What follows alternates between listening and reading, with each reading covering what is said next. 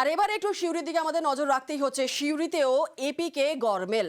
সিউড়ির ৮ নম্বর ওয়ার্ডে APK গরমেল। সিউড়ির APK নাম জামতারার ভোটারের আরও এক ভোটারের বাবার নামে আজব মেল।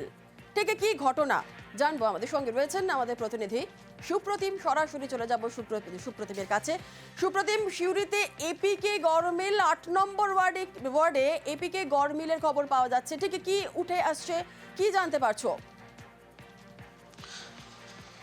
দেখো, ভোটার লিস্টের যে স্কুটনি সেটা সিউড়ির বিভিন্ন জায়গায় চলছে এবং ৮ নম্বর ওয়ার্ডে যখন এই স্কুটনি চলছিল এপিক কার্ডে তখনই কিন্তু এই গরমিল ধরা পড়লো।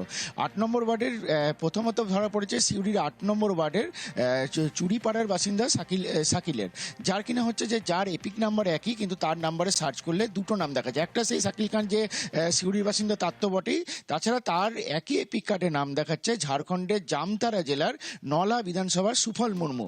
অর্থাৎ একই এপিক কার্ডে এখানে যেমন শাকিলের নাম রয়েছে সেখানে সুফল মুর্মুর নাম রয়েছে।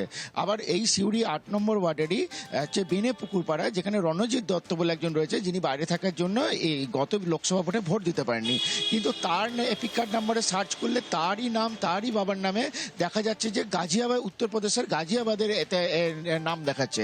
অর্থাৎ এই দুটো গরমিল এখনো পর্যন্ত ধরা পড়েছে সিউড়ির এই ৮ নম্বর ওয়ার্ডে। এবং এটা নিয়ে কিন্তু ইতিমধ্যেই যে তৃণমূলের কোর কমিটির কাছে ইতিমধ্যেই পাঠানো হয়েছে যে রিপোর্ট, এবং সেই রিপোর্ট কিন্তু রাজ্য তৃণমূলের দপ্তরেও এই রিপোর্ট আপাতত পাঠিয়ে দেওয়া হয়েছে।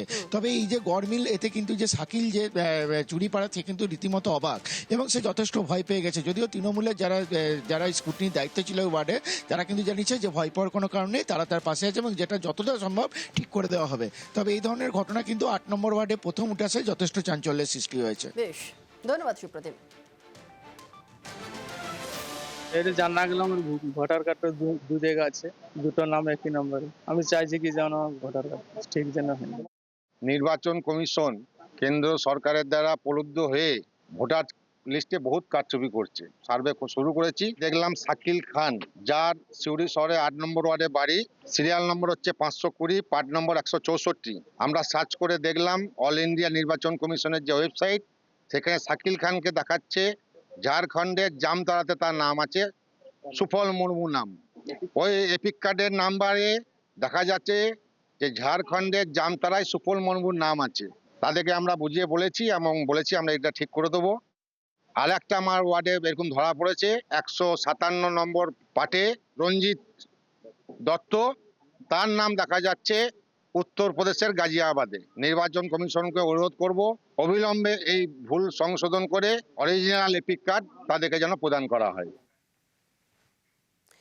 ভোটের পরে নাগরিকত্ব চ্যালেঞ্জের সুযোগ নয়, আগেই প্রার্থী নাগরিকত্ব সম্পর্কে সুনিশ্চিত হয়ে লড়ার অনুমতি দিক কমিশন। নাগরিকত্ব যাচাইয়ে করা মেকানিজম তৈরি করুন, এই মর্মে জনস্বার্থ মামলা দায়ের হয়েছে কলকাতা হাইকোর্টে। দ্রুত হবে তার শুনানি। সামনের বছর বিধানসভা ভোট, ভোটার তালিকায় ভুরি ভুরি গরমিলের অভিযোগ, এ নিয়ে তোলপাড় রাজ্য। এরই মধ্যে প্রার্থীর নাগরিকত্ব কমিশনের কোষ্ঠী পাথরে যাচাই করতে চেয়ে নতুন জনস্বার্থ মামলা কলকাতা হাইকোর্টে। খুব শিগগিরই রয়েছে এই মামলার শুনানি। মামলাকারীর দাবি, প্রার্থীর নাগরিকত্ব পরীক্ষা হোক মনোনয়ন পর্বেই, নাগরিকত্ব সম্পর্কে সুনিশ্চিত হয়ে লড়ার অনুমতি দিক কমিশন। নাগরিকত্ব যাচাইয়ে করা মেকানিজমও তৈরি করুক নির্বাচন কমিশন, যাতে ভোটের পরে প্রার্থীর নাগরিকত্ব নিয়ে প্রশ্নের অবকাশই না থাকে।